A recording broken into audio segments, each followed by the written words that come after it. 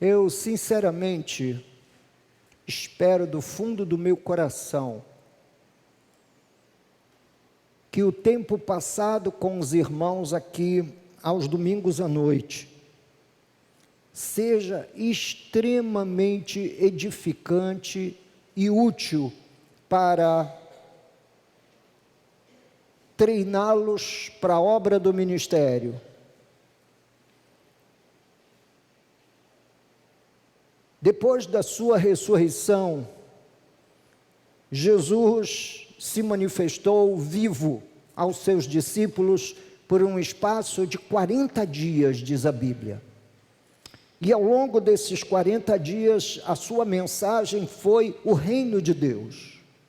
Ele apresentou-se vivo, ressurreto aos seus discípulos algumas vezes. Nós não temos um relato pormenorizado de cada um desses encontros após a ressurreição. Agora, se você usar um pouquinho da sua imaginação, imagina, você não somente ouviu as notícias, mas soube desse Nazareno que foi crucificado e que foi sentenciado à morte. 3 dias depois, ele aparece vivo. Uma das cenas da ressurreição foi cantada essa noite pelo Eliseu e pela irmã Jússi. Os discípulos a caminho de Emaús e o encontro na aldeia quando Jesus entra para fazer a refeição com eles. Mas imagine o impacto que é ver alguém que morreu e agora está vivo. Imagine um impacto, talvez para nós, o tema não seja tão impactante, mas para aqueles discípulos de Jesus, sim, para eles foi extremamente impactante. E aí ele faz uso de um tema. O tema foi o reino de Deus. E por um espaço de tempo, depois da sua ressurreição, de 40 dias, ele pregou sobre o reino de Deus. Até que ele deixou para o fim, para a despedida, esse texto, o qual eu quero chamar a sua atenção, que está no Evangelho de Mateus, capítulo 28.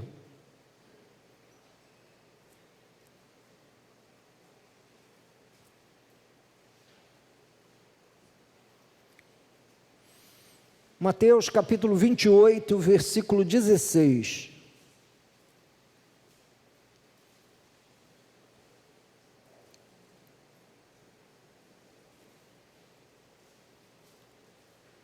Diz a palavra que seguiram os 11 discípulos para a Galileia. Por que 11 e não 12, pastor? Porque nessa altura Judas Iscariotes já havia se suicidado. Seguiram os 11 discípulos para a Galileia, para o monte que Jesus lhes designara. E quando viram, o adoraram, mas alguns duvidaram.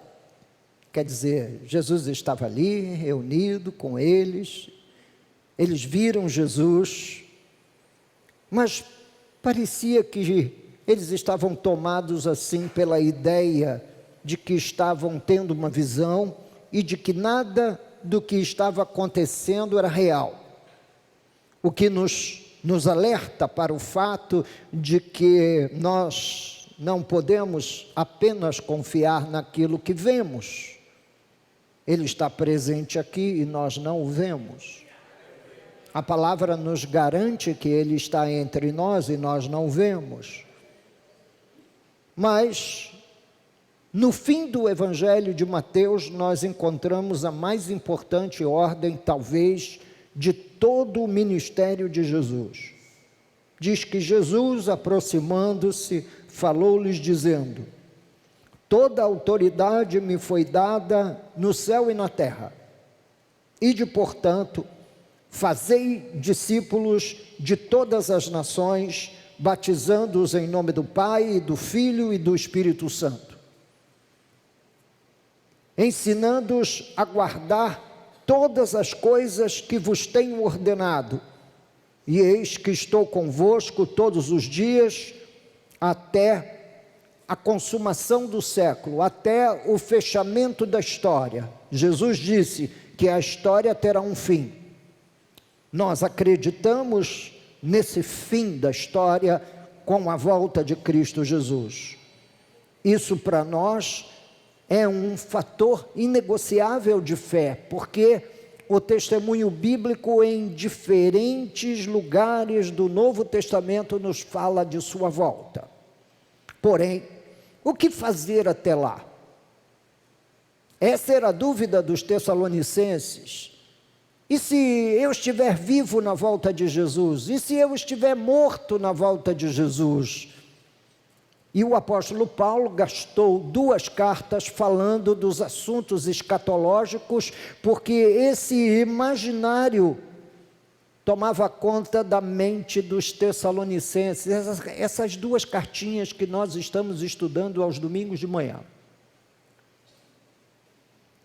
E depois deu à igreja e aos 11 discípulos o imperativo. Às vezes nós cometemos o gravíssimo erro de achar que o imperativo está no id. Qualquer um de nós podemos ir, atravessar fronteiras, entrar em outras culturas, mudos e sair calados. O imperativo não está no ir. O imperativo está no fazer discípulos. Nenhum de nós aqui tem, na sua experiência pessoal, o fato de que chegou à fé através de um discipulado direto de alguém.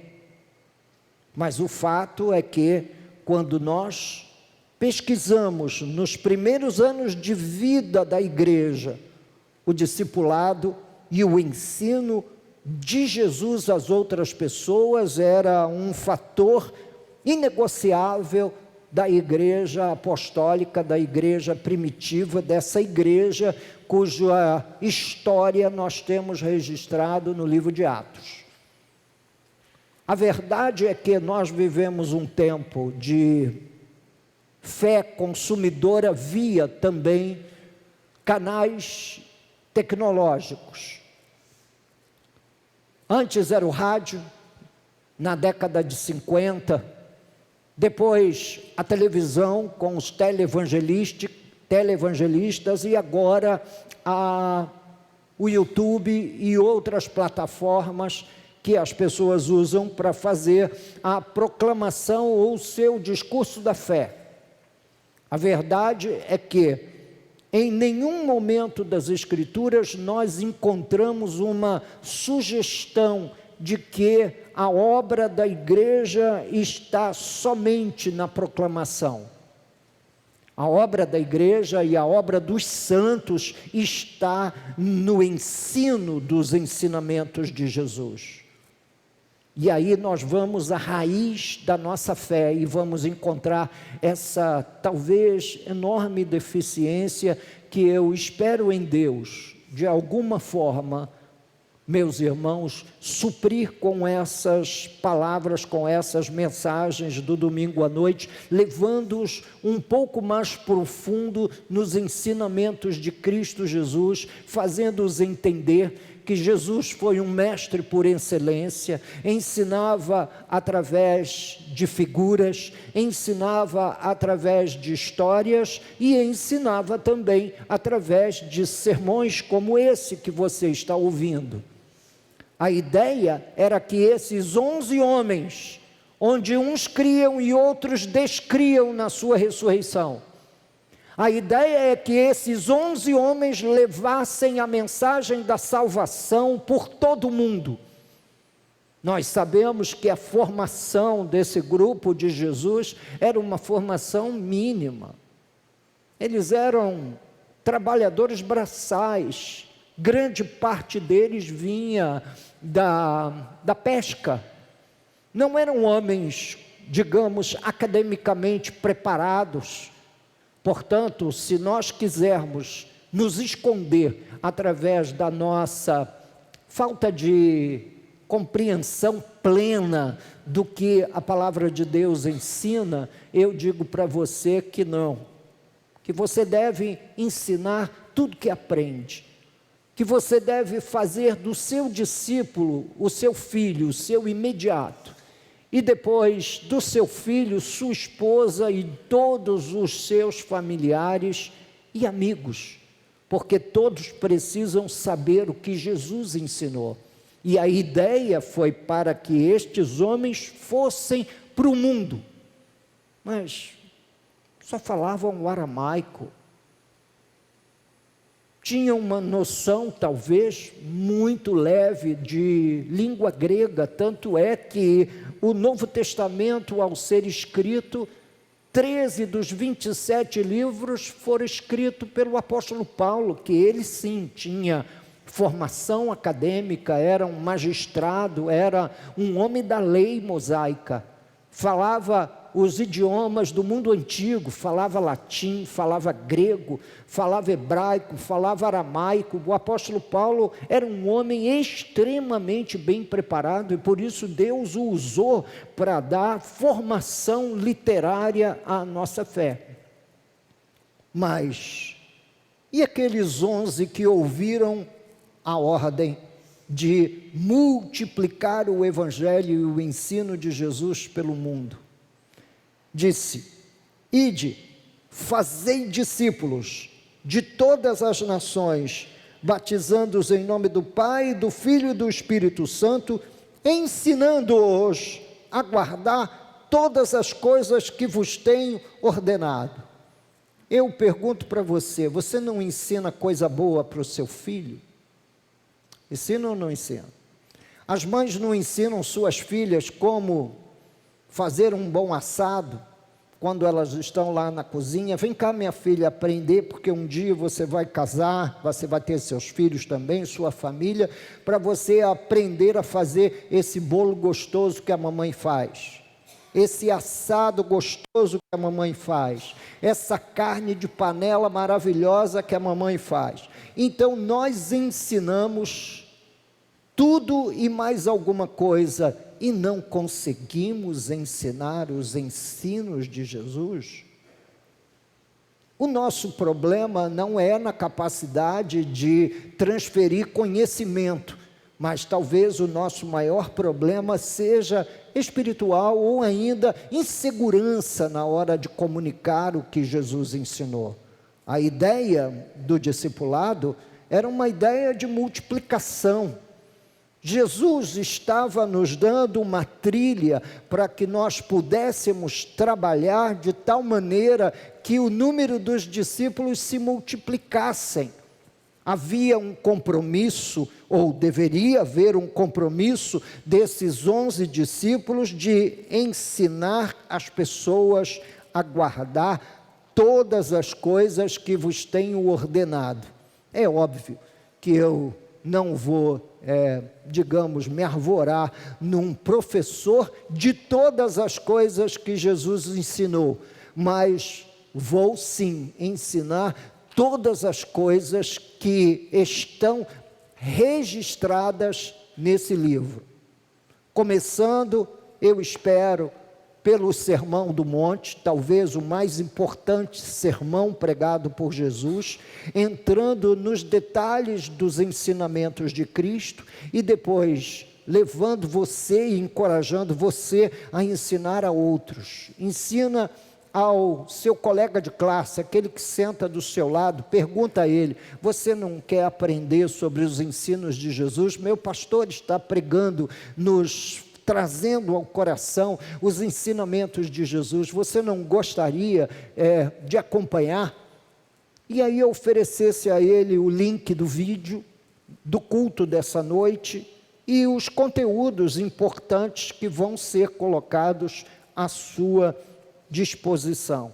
A ideia nesse fazer discípulos era alcançar o mundo inteiro através desse simples ato de ensinar um ao outro o ensinamento de Jesus. Primeiro, como cristãos, nós não podemos, meus irmãos, abrir mão de conhecer o que Jesus ensinou. Essa ideia do cristão nominal, onde ele só se lembra de Deus ou de Jesus ou da fé no domingo, em uma das reuniões da igreja, nós precisamos vencer esse paradigma do nominalismo, caso contrário, nós desapareceremos. A grande boia de salvação de qualquer comunidade cristã no mundo, esteja ela localizada no país que seja, é o discipulado. A grande obra de evangelização está nas mãos de pais, do papai e da mamãe, que têm a oportunidade de conviver com o neném todo o tempo, e já estudos foram feitos que o melhor tempo para você ganhar seus filhos para Cristo é enquanto eles são crianças. Porém, só trazê-los à igreja ou pedir que a igreja, terceirizar que a igreja faça o trabalho de educação cristã, isso na verdade é abrir mão da missão. É óbvio que a igreja, ela faz um trabalho suplementar, mas todo o trabalho de formação discipular precisa vir do cotidiano, da vida vivida no dia a dia com as crianças, onde o ensino de Jesus sobre oração, o ensino de Jesus sobre fé, o ensino de Jesus sobre a fé no sobrenatural precisa ser ensinada pelos pais ao longo da semana, nas historinhas, nos cultos domésticos, enfim, em todo momento em que o discipulado é fundamental. Assim sendo, até, meus queridos irmãos, os primeiros 100 anos de vida da igreja, o único modelo multiplicador que a igreja conhecia era o discipulado cristão, era um ensinando o outro, era um passando o conteúdo de fé para o outro, e isso tudo visava alcançar o mundo com o evangelho, alcançar outras terras com a mensagem de Deus. E será que não seria muito pedir que confirmasse esse ensino discipular através das suas manifestações sobrenaturais? É o que diz a Bíblia, que Jesus ia por toda parte, fazendo o bem e curando a todos os oprimidos do diabo, porque Deus era com ele. Ele ensinava por toda parte, ele falava toda parte sobre os fundamentos do reino de Deus, e havia a confirmação disso através do exercício da sobrenaturalidade, da fé que era vivida sem receios pelos discípulos. E você está cheio de exemplo no Novo Testamento, no livro de Atos, como os discípulos interpretaram aquela ordem, como eles executaram a ordem. Você vai ver os discípulos ensinando no templo, ensinando de casa em casa, ensinando em grupos maiores, ensinando em grupos menores, ensinando. Essa era a grande ideia. E eles ensinavam o quê? Religião, eles ensinavam boas maneiras, eles ensinavam uma nova moralidade? Não, eles ensinavam o ensino de Jesus. Portanto, veja que cristãos assim, um tanto quanto desajeitados nós somos, se não conhecermos os ensinamentos de Jesus. Se você se sentasse comigo nesta noite e eu lhe perguntasse: você é cristão? Sou. Dê-me razão da sua fé. O que Jesus ensinou que você pode me ensinar? E eu lhe desafiaria: o que você me ensinaria? Qual seria a sua reação? Todo modelo que nós temos de crescimento e de evangelismo é um modelo proclamatório. Nós conhecemos belíssimos pregadores e somos gratos a Deus por eles. Nós somos gratos a Deus pela vida de Billy Graham. Somos gratos a Deus pela vida de um John Wesley, de um George Whitefield, de um Jonathan Edwards. São modelos proclamatórios, mas esses modelos proclamatórios acabam por, de alguma forma, danificar o nosso coração e retardar a nossa compreensão de, afinal, que modelo multiplicador é esse que Jesus usa no Evangelho para levar a sua igreja a ganhar o mundo, a alcançar o mundo? Queridos, não seria, digamos, um exagero dizer que o mundo conhecido da época havia sido evangelizado quando os Paulo, Silas e Timóteo, que é aquele trio que a gente viu hoje cedo de manhã, Paulo, Silvano e Timóteo, proclamando a palavra de Deus. Quando eles chegam em Tessalônica, o comentário na cidade foi: estes que transtornaram o mundo chegaram até nós. Toda a iniciativa de Paulo, ao chegar numa cidade, era procurar uma sinagoga e fazer dali a sua plataforma de ensino. E ele ensinava, mostrando e provando biblicamente ser Jesus o Cristo. Ele saía por toda parte ensinando a palavra de Deus, e à medida que ensinava, as pessoas eram consolidadas na fé, cresciam na fé e encontravam força e entusiasmo para levar o Evangelho aos seus amigos, parentes e conhecidos. Esse processo multiplicador é o que nós chamamos de discipulado. Nós fazemos discípulos quando fazemos o quê, pastor? Quando ensinamos os ensinamentos de Jesus, quando ensinamos os ensinos de Jesus.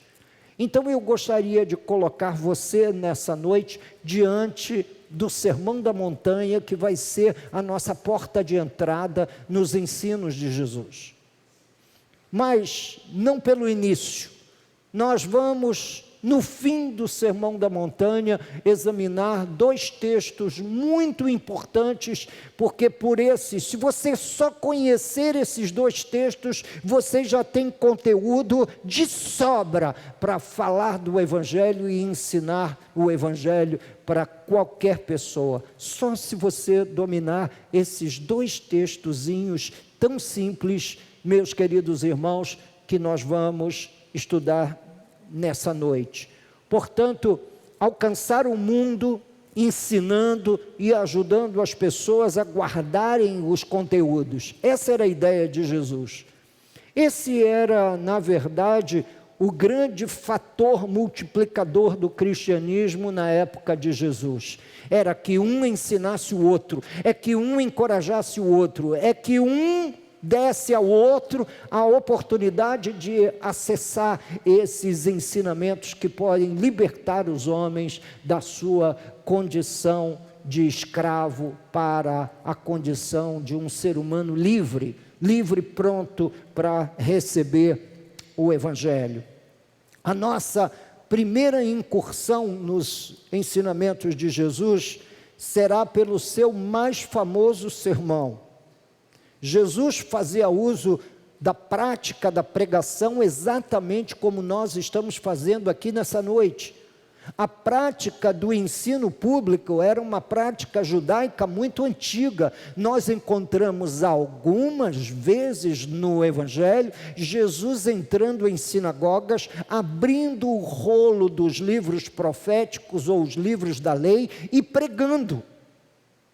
Nós encontramos Jesus entrando na sinagoga em Nazaré, recebendo o livro do profeta Isaías, abrindo lá no capítulo 61, lendo o livro: o Espírito do Senhor está sobre mim, pelo que me ungiu para abrir os olhos dos cegos, libertar os cativos e apregoar o ano aceitável do Senhor. E tendo lido esse texto lá de Isaías 61, diz a Bíblia que ele fechou o livro, entregou para o assistente da sinagoga, porque não era como nos dias de hoje, onde todos têm uma Bíblia impressa, graças a Deus. Graças a Deus que operou para que houvesse a descoberta da imprensa lá por Gutenberg. Os irmãos devem já ter ouvido falar da imprensa, do início da imprensa, e a Bíblia Sagrada foi publicada, e é o livro mais caro entre os colecionadores de livro, a Bíblia de Gutenberg. Mas, naqueles dias, só as sinagogas eram portadoras dos livros sagrados.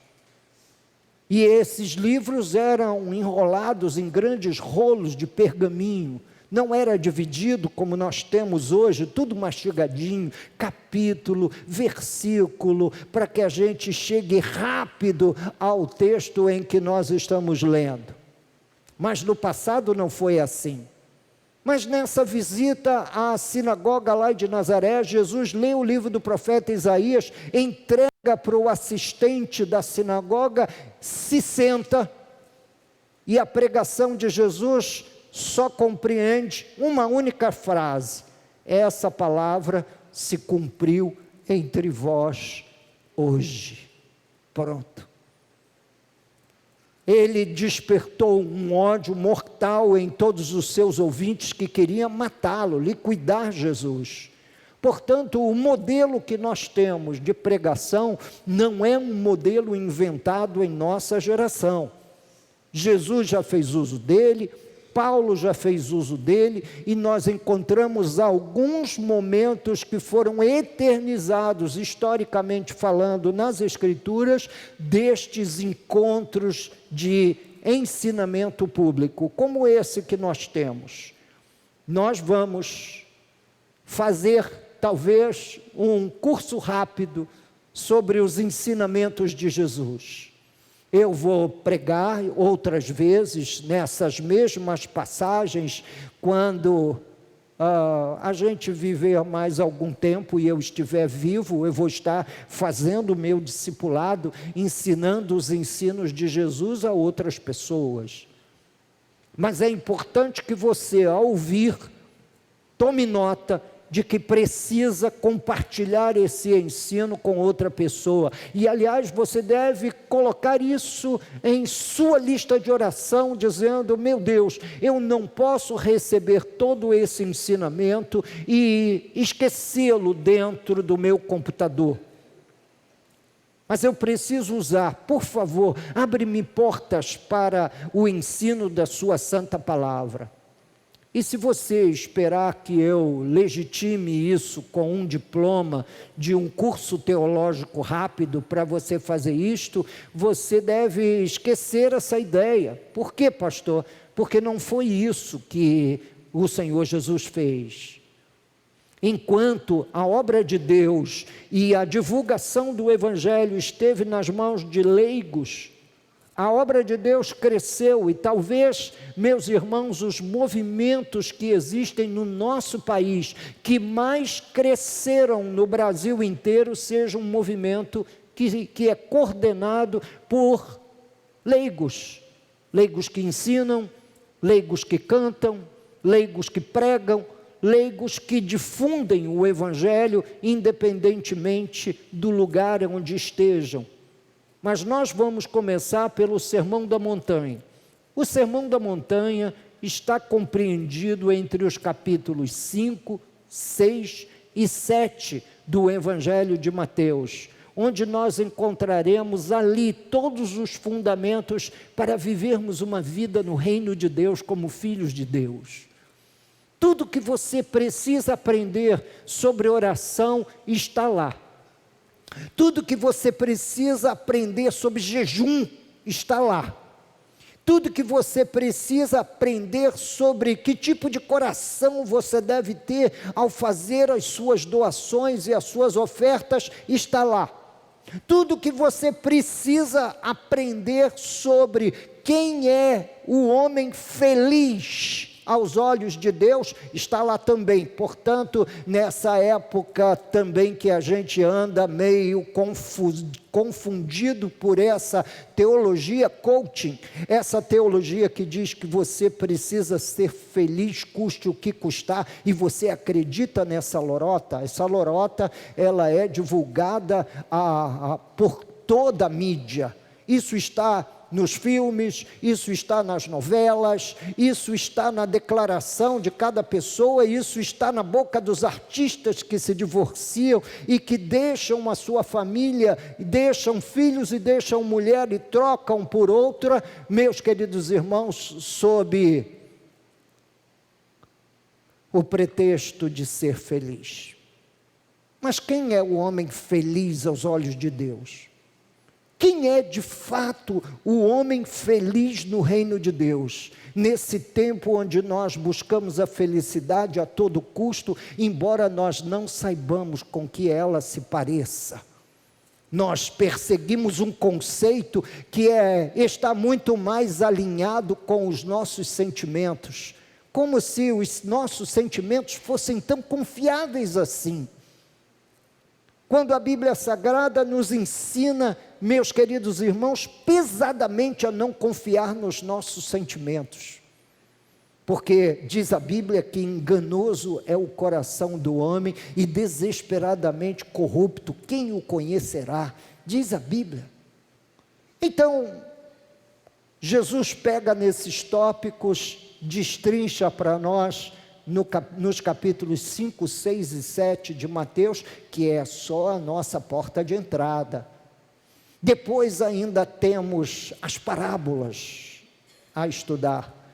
Depois ainda temos, meus queridos irmãos, os seus ensinamentos proféticos, que falam sobre o fim dos tempos, que sinal haverá da sua volta, como o mundo estará, como se comportará, que tipo de esperança nós cristãos podemos ter nessa geração confusa que nós vivemos. Há uma confusão ética, há uma confusão moral, há uma confusão no plano da família, há uma confusão para todo lado que você olha, há uma confusão. Em Brasília, talvez seja o epicentro desse furacão ético e moral que varre a nação inteira. Agora, o Supremo Tribunal Federal querendo legislar e não mais ser uma corte constituinte, quer arbitrar sobre aborto, quer arbitrar sobre a legitimação dessas práticas dentro do contexto nacional. Pois é, só os ensinamentos de Jesus para nos esclarecer no meio de toda essa densa escuridão. Só os ensinamentos de Jesus para nos conceder diretrizes, meus irmãos, seguras a respeito dos principais temas que estão sendo discutidos nos dias de hoje na nossa sociedade. Nós acabamos sendo vítimas das próprias notícias que ouvimos, tendo que assumir posições, partidos, lados, nessas diferentes narrativas que correm pelo mundo e nos esquecendo de que nós temos a narrativa do Evangelho que não somente nos salva, mas nos protege e nos guarda no dia a dia. Então, onde nós encontraremos os fundamentos para uma vida no reino de Deus, uma vida vivida debaixo do temor de Deus? Nas Escrituras, nos ensinos de Jesus. Neste Sermão da Montanha, pelo qual nós vamos iniciar a nossa jornada, nós encontramos as instruções mais contundentes para todos que foram alcançados pela mensagem do Evangelho, tornarem-se de fato seus discípulos. É ali. Você não se torna um discípulo simplesmente frequentando a bancada da igreja, tendo comunhão com a nuca do seu irmão todos os domingos, olhando para ele pelas costas. Não é assim que você vai, de fato, se tornar um discípulo de Jesus, mas você se torna um discípulo de Jesus no momento em que ouve o ensino, interioriza, vive e ensina a outro. Eu desafio os pais a fazerem seus filhos seus discípulos. Eu desafio os pais a tomarem esses conteúdos e adaptarem a uma linguagem compreensível deles. Essa semana, o meu neto do meio, o Teodoro, chegou para mim e para a avó no café da manhã hoje, no domingo, e disse o seguinte: ô vovô, o meu coleguinha disse para mim que a gente, adulto, pode xingar palavrão. Ah, é? É. Criança não, criança é proibido, mas os adultos podem. Que o pai dele disse para ele que adultos podem xingar palavrão, não importa se são da igreja ou se não são da igreja. Eu disse: onde foi parar o ensinamento do apóstolo Paulo, que disse que nos lábios dos santos não deve habitar nenhuma palavra torpe? Onde é que os pais deles foram pegar esse princípio? O que você nota com isso? Você nota várias coisas. Primeiro, a vulnerabilidade de uma criança. Segundo, adultos ensinando um princípio imaginário de que existe uma moral que rege a vida da criança e existe uma outra moral que rege a vida dos adultos. A verdade é que nós não sabemos que oportunidades teremos para ensinar. E eu disse para ele: não, meu filho, é adulto e é criança que teme a Deus. Você tem Jesus no seu coração? Ah, sim. Você quer servir a Jesus? Sim, vovô, eu quero. Então faça uma decisão de entregar tudo que você é a Jesus, sua mente, seus lábios, seus sentimentos, seu coração, sua vida inteira deve ser entregue a Jesus. Nós precisamos de uma igreja inteira de Jesus, onde o coração dos crentes sejam plenamente de Cristo, inteiramente de Jesus, tomados pelo ensinamento do Senhor. Ah, pastor, mas isso é fanatismo. Bem, eu chamo outras coisas e manifestações na nossa sociedade de fanatismo, mas não querer servir e obedecer o Evangelho. Isso não é fanatismo. Na verdade, o Sermão da Montanha é a porta de entrada nos ensinamentos de Jesus, e de uma forma didática constitui-se para nós num currículo bem simples, para nós ensinarmos aos nossos filhos, aos nossos parentes e aos nossos amigos os ensinamentos do Evangelho. Não há dificuldade alguma ali. A Bíblia não foi escrita para homens catedráticos. A Bíblia foi escrita e está escrito no nosso idioma para que todos aqueles que falarem a língua portuguesa tenham acesso a esse texto. Um dos principais elementos que todo missionário transcultural tem quando começa um trabalho invadindo uma cultura com o Evangelho é traduzir a Bíblia na língua daquele corpo nativo. É assim com índios, é assim com os aborígenes lá na Austrália, é assim em cada cultura africana é assim, para que todos possam ler a Bíblia. E eu me lembro de uma experiência que eu tive ensinando o Sermão da Montanha a pastores moçambicanos. Havíamos marcado a conferência e lá estaria os pastores daquela denominação. E estava passando a hora marcada e eu perguntei ao irmão, mas já está passando a hora marcada. E falei, pastor, esquece o horário. Aqui não tem horário. Eles estão vindo de centenas de quilômetros para ouvi-lo. Eles estão cruzando as savanas africanas, os homens de facão na mão para proteger a sua família de qualquer fera que se levante no meio do caminho. Portanto, eles estão vindo, estão parando, estão caminhando, caminham horas, param, caminham outras horas, param, até que eles chegaram. E eu fui ensinar aquela bem-aventurança do reino de Deus para eles. Bem-aventurados os pacificadores, porque serão chamados filhos de Deus. E o meu intérprete engasgou. Ele não tinha uma palavra na língua materna deles que fosse traduzido como um autor da paz, um facilitador da paz, alguém que se pusesse no meio para fazer as pazes entre dois povos brigados, duas famílias brigadas, duas aldeias brigadas. Eles estavam em guerra desde as guerras coloniais na década de 70, quando Moçambique e Angola receberam a sua independência. E não havia uma palavra no idioma primitivo deles para traduzir como pacificador.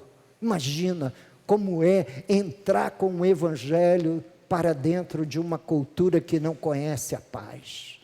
Mas imagina que enorme oportunidade de falar sobre o dom da paz para um povo que nem mesmo conhecia a palavra paz na sua língua.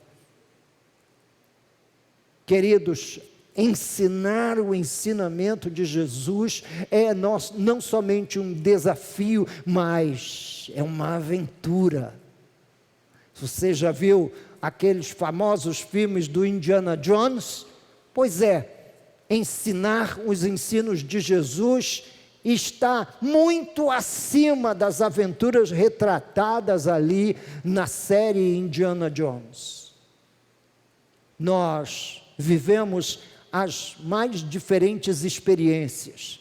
Exatamente como eu estou fazendo com vocês. Eu me sentei na mesa de um restaurante em Joanesburgo para discipular os donos do restaurante que estavam indo à igreja. Irmão Aires e irmã Mira. Eles me perguntaram, pastor, podemos trazer nossas filhas? Falei, à vontade. O restaurante é seu, pode trazer. A palavra é de Deus, o restaurante é seu, tranquilo. E fomos estudar a Bíblia Sagrada, começando lá na porta de entrada dos ensinamentos de Jesus, no Sermão da Montanha. Primeiro dia, segundo dia, terceiro dia chegou uma senhora, assim, bem vestida, muito bem apanhada, uma senhora já de alguma idade, muito bem apanhada, muito bem vestida, demonstrando uma certa distinção na educação e no comportamento. E a senhora perguntou, pastor, eu posso assistir essas aulas? Falei, pode, posso.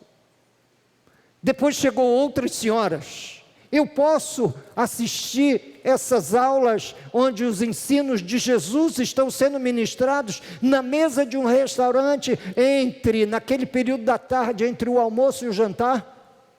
Pode.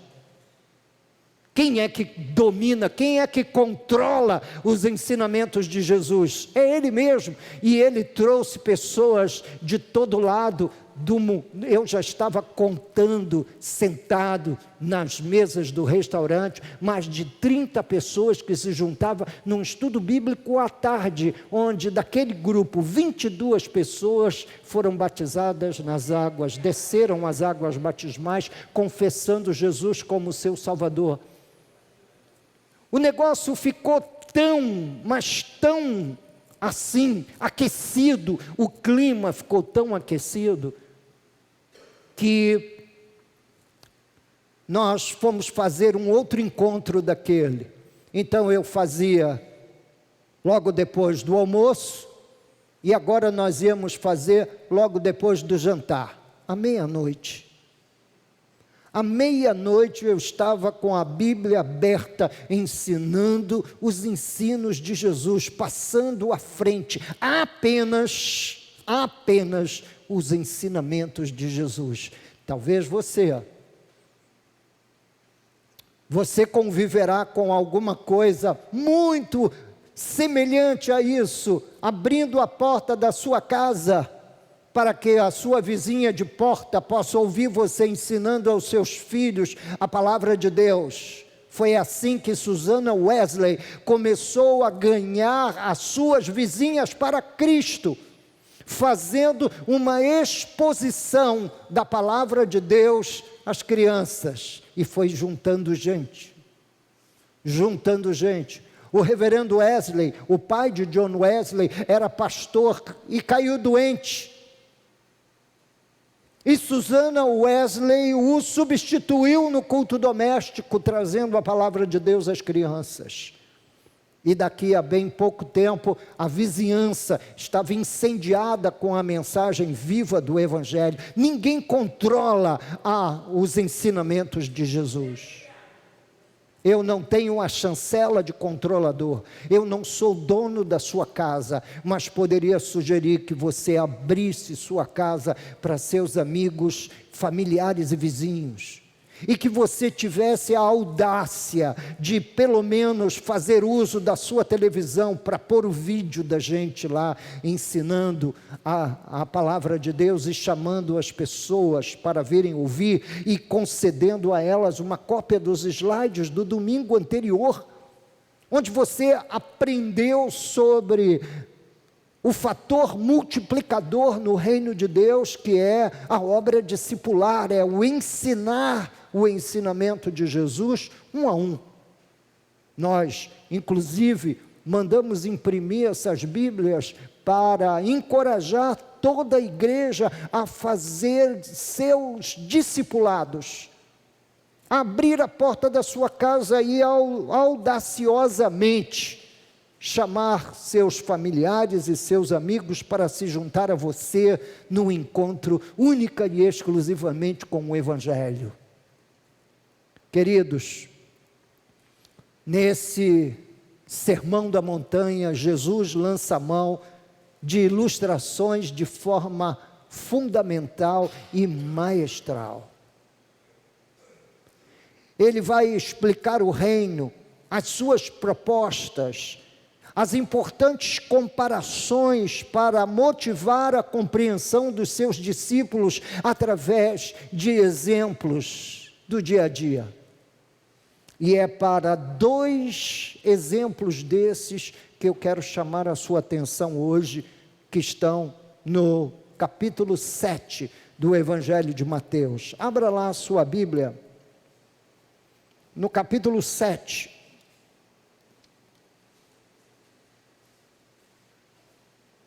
Versículos 13 e 14.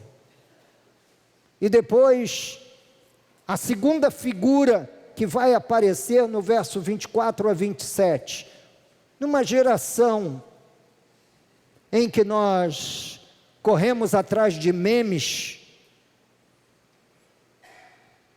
talvez nos falte os fundamentos necessários para interpretar esses símbolos. O primeiro está aqui, versículo 13. Veja, isso é o ensinamento de Jesus. Ele disse o seguinte: entrai pela porta estreita. Larga é a porta, e espaçoso o caminho que conduz para a perdição, e são muitos os que entram por ela. Porque estreita é a porta e apertado o caminho que conduz para a vida, e são poucos os que acertam com ela. Estreita é a porta que conduz para a vida. Apertado é o caminho, não é um caminho confortável. Portanto, seguir a Jesus não é confortável. Ele vai mexer no seu conforto ético, ele vai mexer no seu conforto moral, ele vai mexer no seu conforto financeiro, ele vai mexer no seu conforto familiar, ele vai mexer em diferentes áreas, porque o caminho que conduz à vida é apertado. Você entendeu isso? É que se você quer encontrar a vida eterna, você vai ter que se submeter aos apertos desse caminho, e não há ninguém que sabe melhor nos apertar e mexer no nosso conforto do que Jesus. Não há ninguém que pode mexer no nosso conforto com tamanha sabedoria e graça como o Senhor Jesus. Ele mexeu no conforto dos fariseus, que se imaginavam como homens extremamente espirituais. Ele mexeu no conforto do jovem rico, que foi em busca dele e disse para ele: bom mestre, o que devo fazer para herdar a salvação? Uma pergunta muito comum, pode ser sua pergunta hoje, sentado aqui no banco da igreja: o que eu devo fazer para ser salvo? E Jesus falou exatamente para ele, dentro daquele contexto da aliança sob a qual ele estava, a aliança da lei. Ele disse: conheces os mandamentos? Não adulterarás, não matarás, não dirás falso testemunho contra o teu próximo, honra teu pai e a tua mãe, guarda o dia do sábado para o santificar. Você conhece os mandamentos? Ele disse: tudo isso eu tenho feito desde a minha tenra mocidade. Então ele esperava ouvir de Jesus o quê? Ele esperava ouvir de Jesus o seguinte: você já está com o seu passaporte carimbado, sua passagem já foi emitida, seu avião pode sair a qualquer momento rumo às mansões celestiais. Não, mas Jesus mexe no conforto dele, disse: uma coisa te falta. Meu Deus, na minha juventude, se Jesus dissesse que uma coisa me faltava, eu iria para casa feliz. É apenas uma, poxa, graças a Deus. Mas na minha vida não era uma coisa só que me faltava, faltava muita coisa. Mas o jovem rico ouviu Jesus com atenção: o que me falta? Vai, vende o que tu tens, desapega-te dessa ideia de que você deve construir um castelo nessa vida, porque nada do que você tem você vai conseguir levar. Compartilha com outras pessoas e serás salvo. Não há nenhuma dificuldade em ouvir isso, mas há toda dificuldade de viver isso. Não há dificuldade alguma ouvir o Evangelho.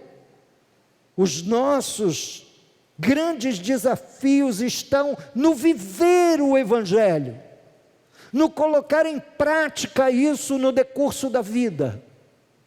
Essa é a primeira figura, ilustração, que eu quero chamar a sua atenção, presente aqui no Sermão da Montanha. A segunda, no mesmo capítulo, está aqui no verso 24. Ele diz assim: todo aquele que ouve estas minhas palavras e as pratica, todo aquele que ouve e... o que eu disse? Que o grande desafio do Evangelho não é ouvi-lo, mas o grande desafio do Evangelho é praticá-lo. Todo aquele que ouve as minhas palavras e as pratica, será comparado a um homem prudente, que edificou a sua casa sobre o quê? Sobre a rocha. Bem, nenhuma pessoa em sã consciência espera que a sua vida desmorone a qualquer instante. Espere ver todo o fruto do seu trabalho, da sua atividade, da sua casa, como muitos gaúchos, nossos irmãos de pátria, perderam suas casas nesse acidente meteorológico lá no sul do país, esse ciclone extratropical que trouxe grande destruição. Mas Jesus ensina: todo aquele que ouve as minhas palavras e as pratica, será comparado a um homem prudente que edificou a sua casa sobre a rocha. Caiu a chuva, transbordaram os rios, sopraram os ventos e deram com ímpeto contra aquela casa. É mais ou menos um ciclone extratropical. Soprou com força contra aquela casa, que não caiu, porque fora edificada sobre a rocha. E todo aquele que ouve estas minhas palavras e não as pratica, será comparado a um homem insensato que edificou a sua casa sobre a areia. E caiu a chuva, transbordaram os rios, sopraram os ventos, deram com ímpeto contra aquela casa e ela desabou, sendo grande a sua ruína. Sublime é essa expressão no final do verso 27, sendo grande a sua ruína. Esse é o segundo exemplo que nós encontramos aqui no Sermão da Montanha, o segundo exemplo figurativo que nós encontramos aqui para nos alertar de que os ensinamentos de Jesus precisam ser entendidos, compreendidos e praticados. Se nós fizermos isso, nossa vida vai ganhar robustez e segurança. Nossa casa ficará inabalável diante das circunstâncias que poderão a qualquer momento nos afetar. A vida espiritual, meus queridos, se apresenta para nós como um farto cardápio de alternativas religiosas. Mas se não queremos nos perder nas diversas opções religiosas, nós precisamos atentar para o fato de que seguir a Jesus é seguir por um caminho estreito. Haverá desconfortos éticos. Você sabe, o Evangelho é para todos, inclusive para os políticos. Mas o dia em que os políticos se convertem, eles não podem mais usar a ética da corrupção, a ética corrompida para levar dinheiro público para casa.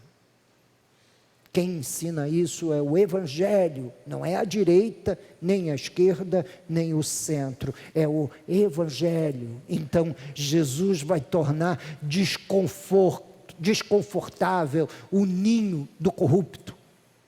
Ele vai tornar desconfortável o ninho do adúltero. Ele vai tornar desconfortável o ninho do ladrão. Ele vai tornar desconfortável o ninho do viciado. Vai colocar espinhos no seu ninho. Porque o caminho é estreito. Entenderam? Os irmãos compreenderam? O caminho é estreito. Religiões tem muitas. Diversas. Aliás, muitas mesmo, o cardápio é farto. E há religiões nas quais vocês podem fazer o que quiserem, mas não podem ser cristãos assim. Ah, pastor, mas eu conheço uma igreja que eu posso. Pois é, boa sorte. Mas a ideia aqui não é fabricar uma massa de religiosos que mantenham a igreja de pé. A ideia aqui é formar discípulos, discípulos que queiram aceitar o compromisso de fazer outros discípulos, que querem ousar e ensinar estes ensinamentos a amigos próximos,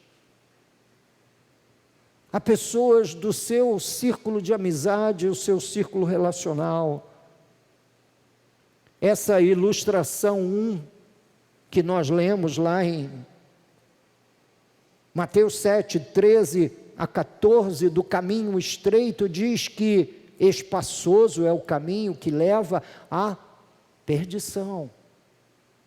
Existem, religiosamente falando, propostas muito mais confortáveis do que o Evangelho. Mas Jesus foi enfático ao dizer que apertado é o caminho que aponta para a vida. E nesse caminho ele vai, meus queridos irmãos, contrariar a nossa natureza, a minha e a sua, todo o tempo. Nossa natureza que quer mais conforto, que quer uma vida sem dor, sem lágrimas, que quer o sucesso, meus queridos irmãos, a qualquer custo. Não. Quando você ouve o Evangelho, Jesus o formata para você poder trilhar esse caminho estreito do Evangelho, esse caminho estreito da relação com Ele.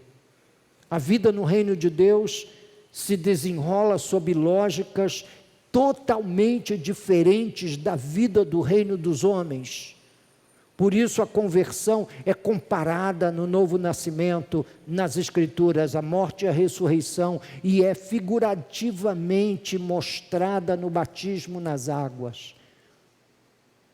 O batismo nas águas significa que nós morremos para esse mundo e suas lógicas. O batismo nas águas mostram essa figura de morte e sepultamento da velha natureza. E quando a pessoa é trazida das águas para fora, simboliza a ressurreição para uma nova vida.